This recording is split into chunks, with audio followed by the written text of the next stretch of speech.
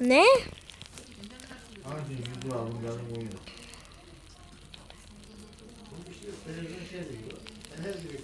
Emir Merhaba videonu çeksene. Çekiyorum. Merhaba arkadaşlar. Bugün sizinle birlikte Ormanda 99 gece oynuyoruz. Arkadaşım hile. Bakın neler yaptık. Lazer topum var. Kanka yok paylaşma. Hayır Emir. Paylaşacağım, bir şey olmaz oğlum. Oğlum Bu ben var. daha büyüğüm falan derler. Alo. Tamam, bir şey olmaz, Ben bir daha şey olmaz. büyüğüm, ben daha iyiyim falan Medkit'im var. derler. Medkit'im var. Her şeyim var işte. Testlerim Paylaşma var. diyorum ya. Ya Berat, boka batırdı. Berat, mikrofonu kapatacağım yani. Yorum yazmayı kapatırım. Allah Allah. Hem benim o kadar takipçim yok.